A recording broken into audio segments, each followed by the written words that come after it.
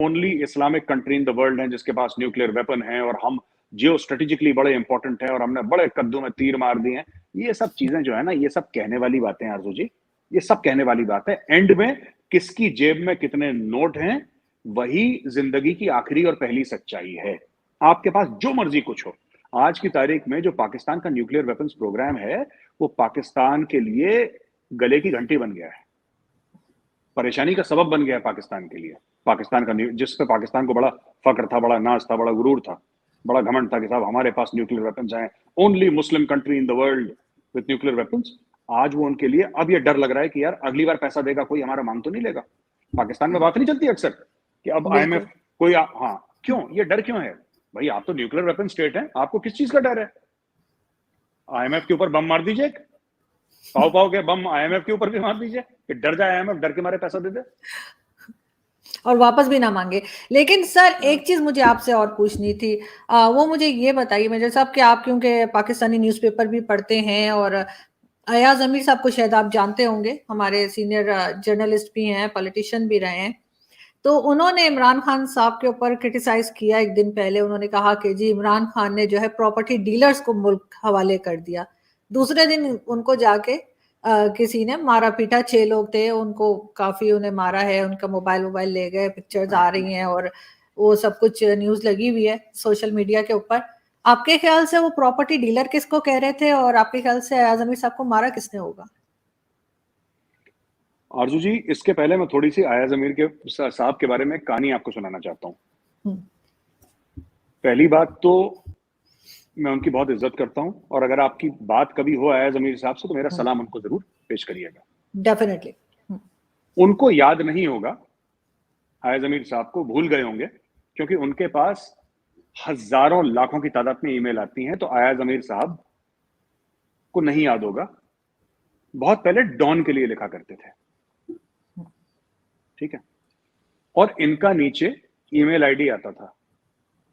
मैंने डॉन के न्यूज़पेपर के ऑफिस में फोन करा कि मुझे इनसे बात करनी है। मैं आज से 10-15 साल पहले की बात कर रहा हूं, मैं आज की बात नहीं कर रहा। खैर, इनके वहां से बातचीत हो नहीं पाई मेरी। मैंने इनको ईमेल लिखा अयाज अमीर साहब को। मुझे यह भी पता लगा कि 1965 वॉर में ये पाकिस्तान आर्मी में थे, इन्होंने भारत के खिलाफ लड़ाई लड़ी। I wrote to him.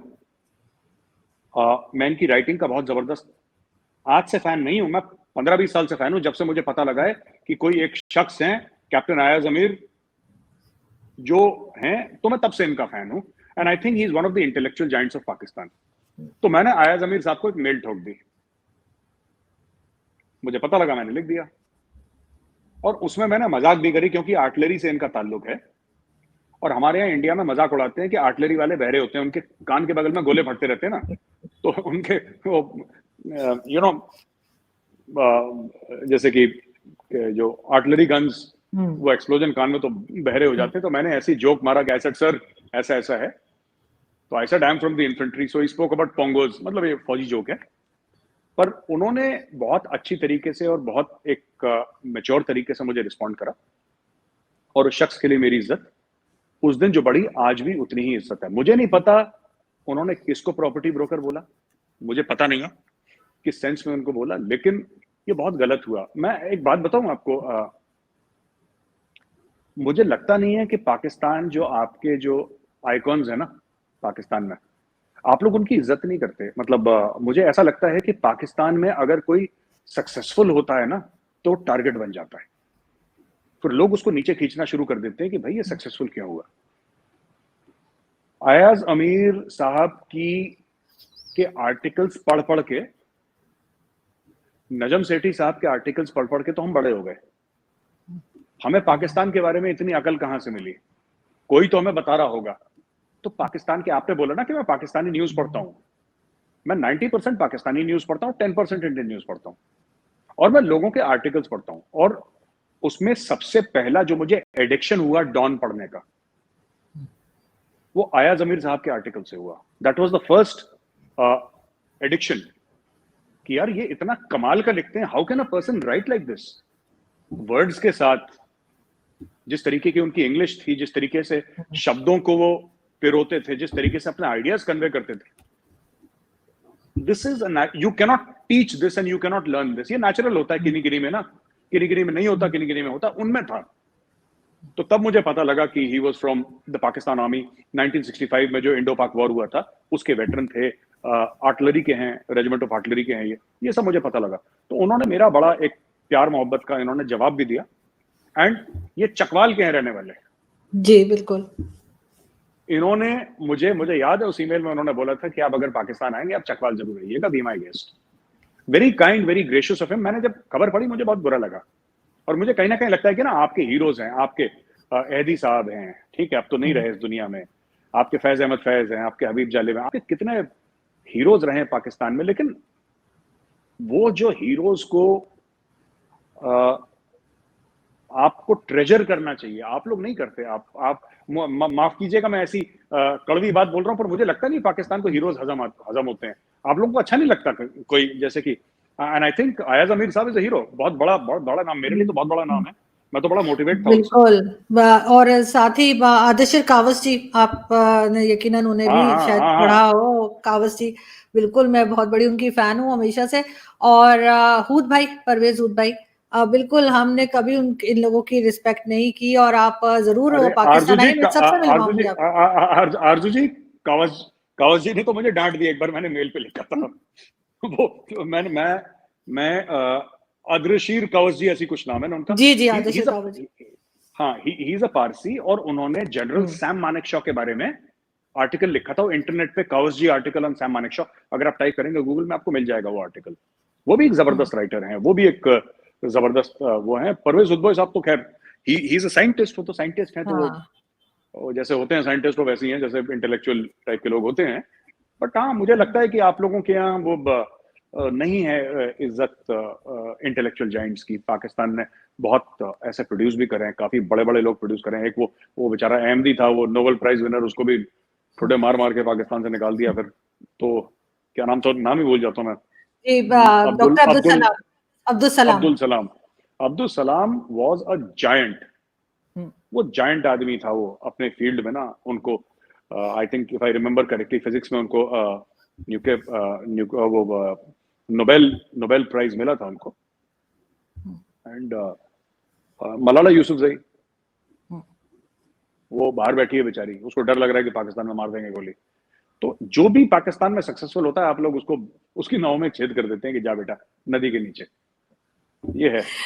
नहीं बिल्कुल। और इन इन 3 लोगों में ख़ास तौर से मैं कहूँगी, आदिशिर कावस जी साहब थे, मतलब कुछ साल पहले उनकी डेथ हुई है वो। जी और बिल्कुल, जी हसन बिल्कुल। निसार साहब और अयाज अमीर साहब की एक बात और कॉमन है इन तीनों में, कि बहुत आउटस्पोकन है। मतलब जैसे ना शुरू हो जाते हैं ना, कुछ भी बोलेंगे। हम्म तो वो हम्म ये चीज़ इन तीनों में, लेकिन बहुत ऑनेस्ट और बिल्कुल जैसे कहते हैं ना कि दिल की बात होती है तो बिल्कुल सही बात कहते हैं, सही को सही और गलत को गलत बोल देते हैं।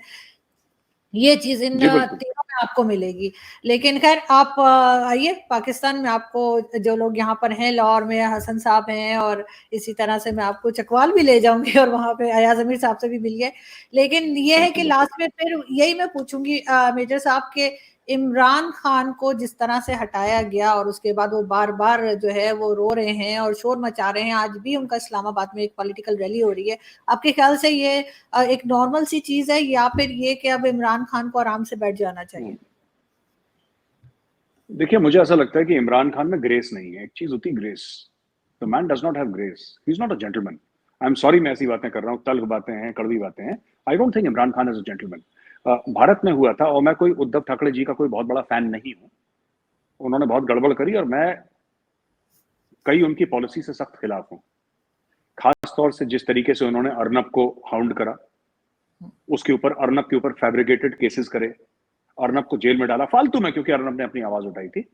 ये पालगढ़ के जो साधु थे उस मामले को लेकर, और कई सारी ऐसी चीजें हैं जहां पे मैं बहुत सख्त खिलाफ हूं उद्धव ठाकरे की पॉलिसीज का। हैविंग सेड दैट, मैं एक बात बोलना चाहता हूं। जब उद्धव ठाकरे को यह पता लगा कि उसके एमएलएज उनके साथ नहीं है, उनके एमएलएज ने उनको छोड़ दिया है, एक नाथ शिंदे साहब एमएलएज लेकर अलग हो गए, उन्होंने रात को चीफ मिनिस्टर रेजिडेंस छोड़ दिया, अपने घर चले गए। फिर जो भी हुआ, जैसा भी हुआ, Eknath Shinde today is the chief minister of Maharashtra. Maharashtra की जीडीपी जो है वो पाकिस्तान से ज्यादा है। पाकिस्तान की करीब 340-345 अरब है, महाराष्ट्र की 100 और जोड़ दीजिए लगभग उतनी है। उसमें पाकिस्तान में 100 और जोड़ दीजिए अरब, तो वो महाराष्ट्र की लगभग, मोटा मोटी बता रहा हूं आपको, कुछ 10-15 ऊपर नीचे हो सकता है। मैं आपको ये बताना चाह रहा हूं आरजू जी कि आपने कुछ देखा महाराष्ट्र में किसी को ये बोलते हुए कि बाहर की साजिश हुई है? कुछ चिट्ठी लहराते हुए आपने देखा किसी को?